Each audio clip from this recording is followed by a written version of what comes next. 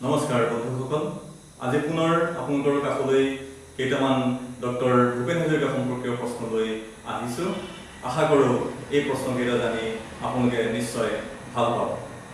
এই খণ্ডৰ প্ৰথমটো প্ৰশ্ন আপোনালোকলৈ আগবঢ়াইছোঁ। আজি ডক্টৰ ভূপেন হাজৰিকা সম্পৰ্কীয় প্ৰথমটো প্ৰশ্ন, ডক্টৰ ভূপেন হাজৰিকাই কোনখন চলচ্চিত্ৰৰ বাবে শ্ৰেষ্ঠ সংগীত পৰিচালকৰ ৰাষ্ট্ৰীয় বঁটা লাভ কৰিবলৈ সক্ষম হৈছিল? ইয়াৰ উত্তৰটো আপোনালোকে নিশ্চয় জানে, তথাপি মই আগবঢ়াইছোঁ। ইয়াৰ উত্তৰটো হ'ল চামেলি মেম সাহাব। চামেলি মেম সাহাব।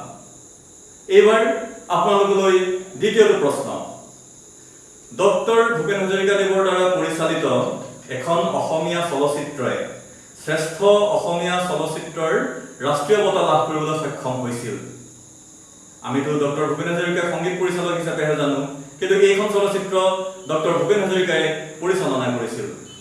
এই চলচ্চিত্ৰখনৰ নাম কি, যিখনৰ বাবে ডক্টৰ ভূপেন হাজৰিকাই পৰিচালনা কৰা চলচ্চিত্ৰখনে শ্ৰেষ্ঠ অসমীয়া ৰাষ্ট্ৰীয় বঁটা লাভ কৰিবলৈ সক্ষম হৈছিল? এই ছবিখনৰ নাম হ'ল শকুন্তলা। শকুন্তলা।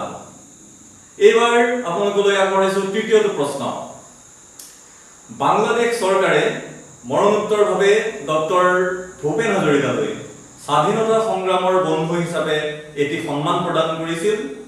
এই সন্মানটোৰ নাম কি আছিল? ইয়াৰ উত্তৰ হ'ল মুক্তিযোদ্ধা পদক।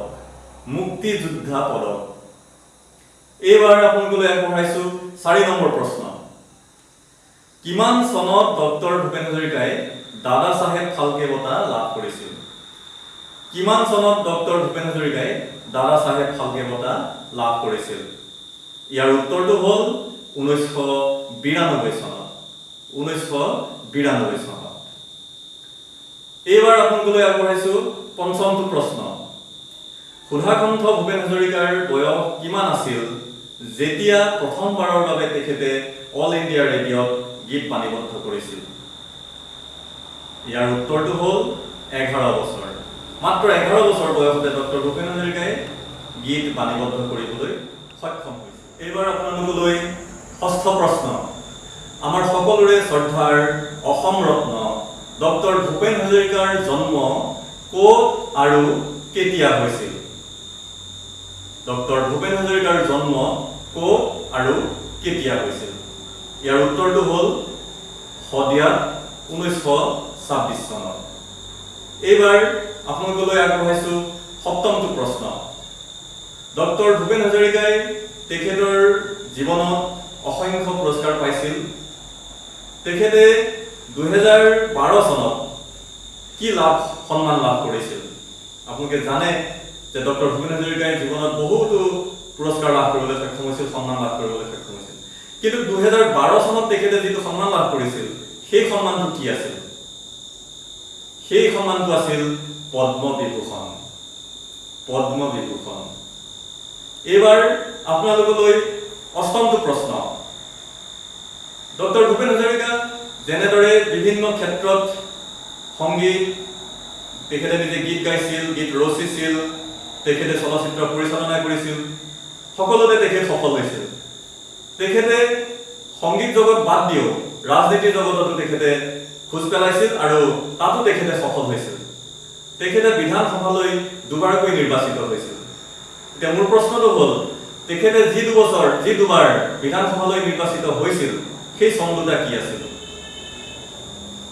সেই চন দুটা হ'ল 1967 চন আৰু 1972 চন।